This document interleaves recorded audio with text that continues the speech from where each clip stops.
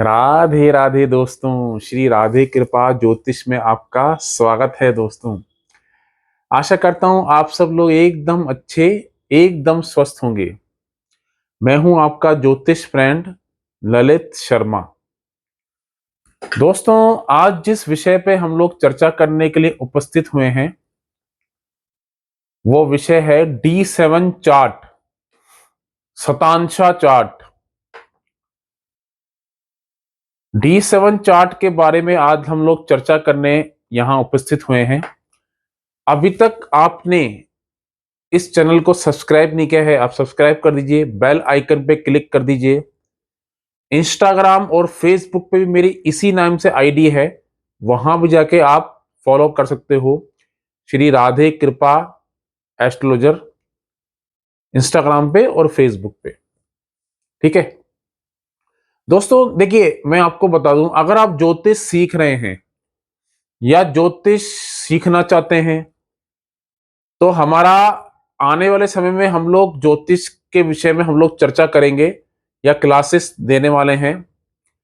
Description में मेरा number है, वहां पे जाके आप संपर्क कर सकते हो। क्योंकि हम लोगों ने ये देखा है कि ज्योतिष अगर आपको सीखना है तो बहुत ही अच्छा सब्जेक्ट है। आपको इसमें डीप नॉलेज होनी जरूरी है। अगर आप ज्योतिष सीख रहे हो या आपके पास कोई पत्रिका आती है तो आपको सारे सूत्र पता होने चाहिए, बेसिक से लेकर एडवांस। ये हमारी क्लास का फंडामेंटल रहेगा। ठीक है ना। अगर किसी को कंसल्टेशन लेनी है तो भी आप जाके संपर्क कर सकते हैं, उसमें व्हाट्सएप नंबर भी दिया हुआ है। तो दोस्तों, विषय पे आते हैं। D7 चार्ट, वर्ग कुंडली। पहली बात तो देखिए, वर्ग कुंडली देखना क्यों जरूरी है, पहले इसको समझते हैं। डिविजनल चार्ट देखिए, लगन कुंडली जब आप पढ़ते हो, लगन कुंडली जब आप पढ़ते हो तो लगन कुंडली के बाद हम लोग जो भी हमारा सेक्टर है, चाहे वो करियर का हो, चाहे वो मैरिज का हो, चाहे वो संतान का हो, हर किसी भाव का एक चार्ट दिया हुआ है जिसको डिविजनल चार्ट बोलते हैं, वर्ग कुंडली बोलते हैं, षोडश वर्ग। ठीक है ना। अब इसमें आज जो हम चर्चा करने वाले हैं D7 चार्ट के बारे में। ये पंचम भाव का मान लीजिए सर्जरी है, पंचम भाव की डीप एनालिसिस है, पंचम भाव के गूढ़ रहस्य को बताऊंगा मैं आज। सूत्र काफी अच्छे बताऊंगा। अगर आप नोट डाउन करना चाहते हो नोट डाउन कर लो, नहीं तो वीडियो को बार बार स्किप करके आप देख सकते हो। पंचम भाव जो है दोस्तों, ये हमारे पूर्व पुण्य कर्म भी है। पूर्व पुण्य कर्म भी हो सकते हैं, पाप भी हो सकते हैं, ये दोनों बातें हैं। डिपेंड करता है उसमें आपका कौन सा प्लेनेट बैठा हुआ है और कौन सी राशि है, ये दोनों बातें हैं। पूर्व पुण्य भाव, पूर्व पुण्य पाप, दोनों। ये आपकी संतति का है, ये आपके लव रिलेशनशिप का है, ये आपकी बुद्धि का है, ये आपकी एजुकेशन का है। अगर आप शेयर मार्केट का काम करते हो तो उसका है, क्रिएटिविटी का है, स्पोर्ट्स का है। मंत्र सिद्धि, मंत्र सिद्धि का है, भगवत चर्चा का है। भगवत चर्चा अगर आप करते हो तो उसका है, मंत्र सिद्धि का है। ठीक है। अब इसकी डीप अगर मैं इसको एनालिसिस करूं तो मेरे को D7 चार्ट पे जाना पड़ेगा। D7 चार्ट पे जब आप अपना D7 चार्ट ओपन करोगे आप, तो मैं इसमें इनके भावों के बारे में थोड़ी आपको चर्चा करूंगा, भावों के बारे में थोड़ा बताना चाहूंगा कि D7 चार्ट का लगन से लेकर, जो इसका पहले घर से लेकर 12वें घर तक क्या देखते हैं, इसके बारे में थोड़ा बताऊंगा। D7 चार्ट का जो पहला घर है, आपकी संतान प्राप्ति की इच्छा है या नहीं है, उसके बारे में बताता है। D7 चार्ट का जो सेकंड हाउस है, वो आपके संतान क्या कर्म करेगी, क्या उसका प्रोफेशन रहेगा, करियर रहेगा, ये उसके बारे में बताएगा। D7 चार्ट का तीसरा घर आपके संतान का शौर्य पराक्रम कैसा रहेगा उसके बारे में बताएगा। D7 चार्ट का जो है चौथा घर, आपको आपके संतान से कितना सुख मिलेगा, ये उसका है। D7 चार्ट का पांचवा भाव पूर्व पुण्य कर्म, एक D7 चार्ट का जो पांचवा भाव है ये बली है, तो आपको इस जीवन में आनंद ही आनंद मिलेगा, पाप प्रभाव में नहीं है, अच्छे ग्रहों से दृष्ट है या अच्छे ग्रह इसमें विराजमान है, आनंद मिलेगा आपको इस जीवन में, क्योंकि पांचवा घर D7 का पांचवा घर आनंद का है, आनंद की अनुभूति का है। ठीक है दोस्तों, D7 का छठा घर आपके संतान की बीमारियां और माता को कितना कष्ट होगा उसका है। संतान जब मतलब कहने का मतलब है होगी तो माता को कितना कष्ट होगा उसका है। D7 का सातवां घर, ये पांचवें घर से तीसरा घर है, तो ये मान के चलो मतलब जो अपोजिट, मतलब जो आपके संतान का अपोजिट होगा उसके प्रति आकर्षण कैसा होगा संतान को, उसका है। D7 का आठवां घर आपके संतान की जिंदगी में जो रुकावटें परेशानियां आएंगी उसका है, संतान की आयु का है, आपकी आपसे संतान से कैसे रिलेशन होंगे उसका है। D7 का नवां घर है आपके संतान की, आपके पौत्रों, आपके मतलब पुत्रों की या मान लीजिए पौत्र पौत्रों की भाग्य का है। D7 का 10वां घर आपके संतान का कर्मों को दिखाता है, आपके संतान के कर्म कैसे हैं। D7 का 11वां घर आपको आपके संतान से कितना लाभ मिलेगा उसका है, उसके बारे में बताता है। और D7 का जो 12वां घर है आप अपने संतान पे कितना व्यय करोगे इस जीवन में, उसके बारे में बताता है। ये तो हो गई भावों के ऊपर चर्चा। अब मैं आपको कुछ सूत्र बताता हूं D7 के बारे में, ठीक है, वो आप ध्यान से सुनिए। देखिए D7 का जो लगन है और लगन लॉर्ड है, इसका बली होना बहुत जरूरी है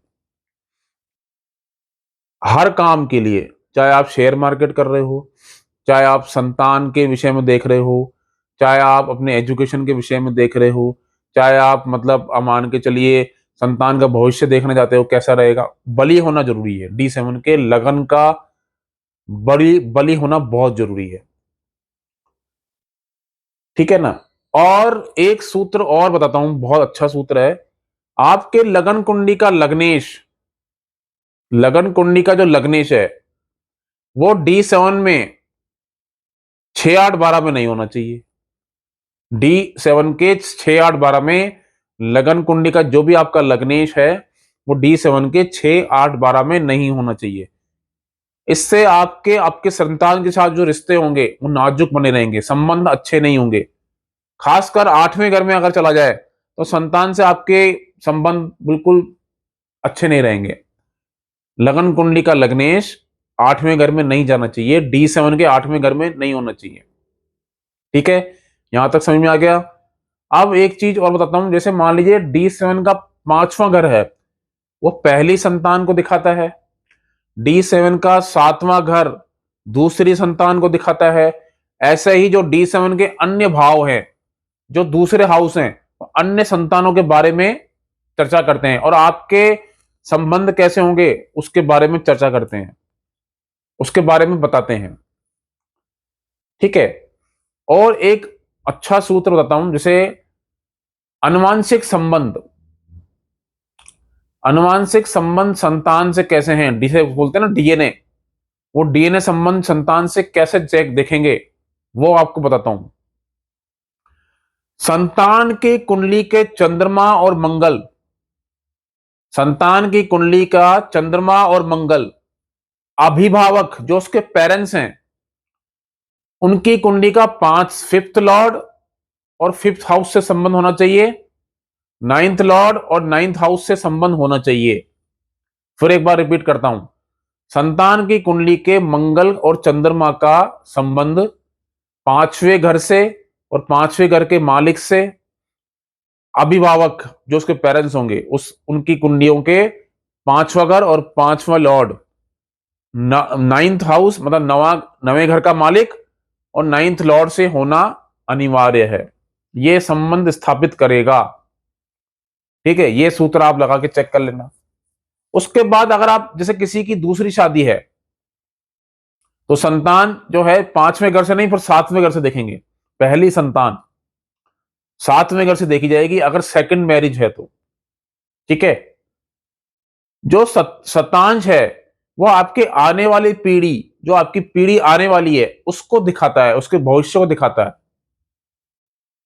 शतांश आपकी आने वाली पीढ़ी के बारे में दिखाता है। और जो D12 चार्ट है वो आपकी लीनिएज, आपकी जो पूर्वज हैं, आपकी जो पूर्वज है उनके बारे में दिखाता है। जैसे आपके अभिभावक हो गए, आपके दादा दादी हो गए, उनके बारे में चर्चा करता है। लेकिन D7 चार्ट आने वाली पीढ़ी उनके बारे में बताएगा। ठीक है, D7 का जो अष्टम भाव है वो अगर पीड़ित हो जाए शनि से, राहु से, तो एक तो संतान होने में ही परेशानी आएगी, संतान होने में बहुत दिक्कत आएगी। ठीक है, दूसरा जैसे D7 का ही पांचवा घर, अगर पांचवें घर का संबंध आठवें घर से, आठवें घर का संबंध पांचवें घर से बन रहा है सॉरी, तो दिक्कत आएगी। ठीक है सॉरी, दिक्कत क्या आएगी? संतान होने में दिक्कत आएगी, संतान होने में परेशानी आएगी। और जैसे क्या होता है कि संतान जैसे हो रही है, एग्जाम्पल के तौर पे जैसे मान लीजिए कि ना जैसे कोई पाप प्रभाव ज्यादा है, D7 का पंचम हाउस पाप प्रभाव में है, तो क्या होगा? ये कई सारे मतलब श्राप्स को भी दिखाता है। श्राप्स मतलब हो सकता है कि आपका कोई पेंडिंग कर्म हो, वो बकाया हो, इस कारण संतान होने में दिक्कत हो रही है। ठीक है ना, या सर्प से भी श्राप श्राप दिखाता है। ठीक है, अब मैं बताता हूं जैसे कि एग्जाम्पल के तौर पे D7 में अगर देखिए आपको राजयोग बन रहा है, अगर आपकी संतान की कुंडली में राजयोग बन रहा है D7 में, तो ये बहुत अच्छा माना जाता है। ठीक है, उसके भविष्य के लिए, उसके कैरियर के लिए काफी अच्छा है। D7 में धन योग, जो D7 में धन योग बन रहा है वो अधिक संतानों के बारे में चर्चा करता है, अधिक संतान होने के बारे में बताता है। धन योग अगर D7 में बन रहा है अधिक संतान के बारे में बताता है। यही एक विशेष सूत्र और बताता हूं, D7 में अगर आपके नवें घर का संबंध आठवें घर से हो जाए, नवें घर का संबंध आठवें घर से हो जाए, तो ऐसे में संतान होती नहीं है, फिर व्यक्ति गोद लेता है संतान। ये गोद लेने को दिखाता है, संतान गोद लेने के बारे में दिखाता है। अगर D7 में नवें घर का संबंध आठवें घर से हो जाए तो संतान गोद लेने का योग बनता है। ठीक है, यहां तक आपने समझ लिया। अब कुछ और चीजें मैं आपको बताता हूं। यही कि D7 में का लग्नेश का संबंध, D7 में जो लग्नेश है उसका संबंध चंद्रमा या अन्य शुभ ग्रहों से हो जाए, बृहस्पति से हो जाए, शुक्र से हो जाए, बुध से हो जाए, तो एक सगा भाई जरूर होता है। संतान का एक सगा भाई जरूर होगा, चंचल होगा, भावुक होगा, उसके मित्र भी होंगे अनेक, एक सगे भाई का योग बनता है। ठीक है, D7 में अगर मान लीजिए नीच का ग्रह बलि है, ठीक है, अगर नीच का ग्रह अधिक बलि है सूर्य को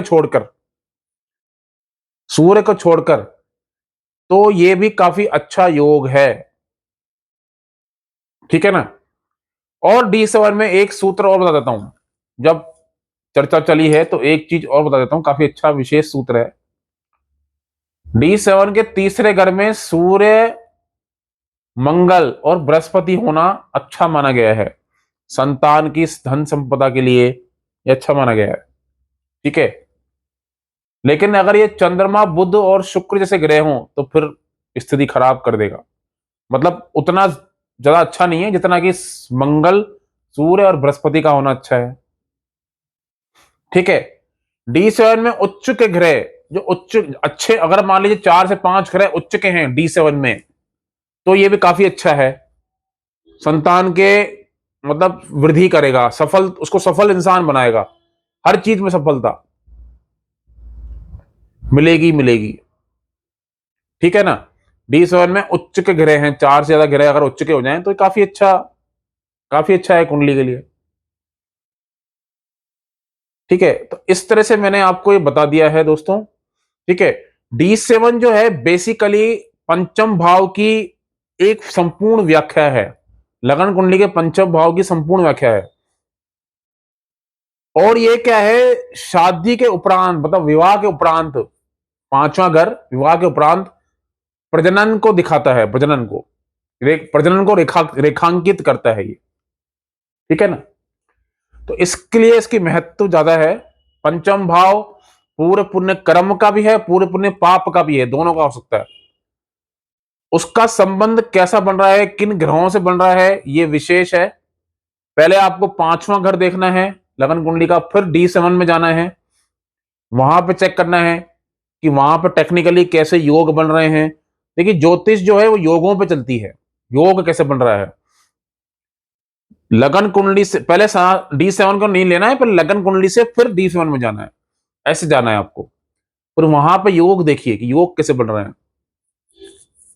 ज्यादा ग्रह 6 8 12 में नहीं होने चाहिए।